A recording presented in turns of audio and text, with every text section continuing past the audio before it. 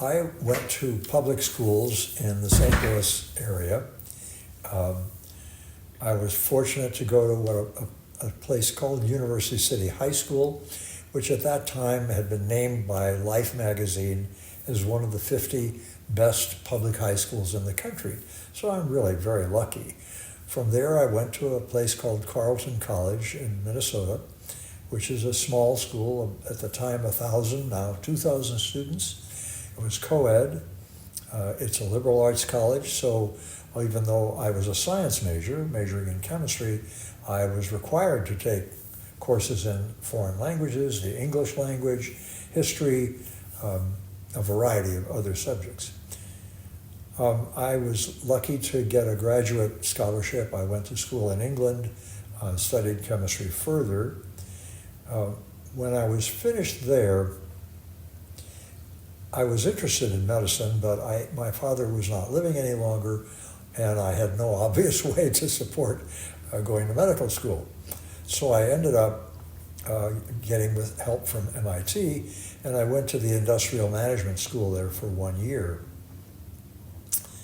From there, instead of returning to work in the computer center at MIT as I would have done, I ended up accidentally working as a research scientist for the Department of Brain Biochemistry at Washington University in St. Louis. I found it so exciting that I decided I won't go back to MIT, even though I loved the idea of working with computers. So I went to Washington U Medical School, I did an internship and part of my residency at Barnes Hospital there.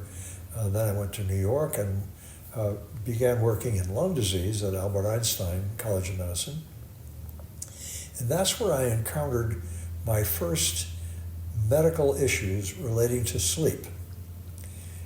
In the course of the 2 years I spent there, my colleagues and I took care of 2 people who had narcolepsy and a variety of people who had what we then called Pickwickian syndrome. Anyone who's read the Pickwick Papers will recognize that there was a fellow in the Pickwick Papers called Joe, or the fat boy. And that's a term that was used in the book.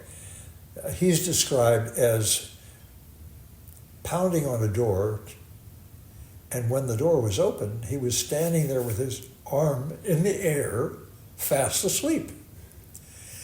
Now, Dickens didn't know anything about sleep apnea in terms of a medical diagnosis, but he sure as heck was very good at observing what it was like. And that was just what a patient of mine, about the same age, 6'2", 550 pounds, 18 years old. That fellow was just like Joe the fat boy in the Pickwick Papers. We didn't understand what caused him to be like that, but it was that which introduced me to the relationship between medicine and sleep problems, because in fact Joe had sleep apnea. Initially I started working, when I left UCLA, I started working exclusively doing intensive care unit medicine. That fitted perfectly to my research career before that, and I was really quite unusual among people because there weren't very many people who had that kind of training at that point in time. Gradually, I began to realize that I would prefer to have some of my own patients in an office situation, so I wasn't always talking to someone who had a tube in their throat. Over time, that developed into being a more important part of my practice. And then as it became clear that there simply were not very many people around who were able to help patients with sleep issues, I got more and more interested in that. I went to Stanford, where they have an excellent course for training people in how to interpret sleep studies, and that led to my understanding more about sleep.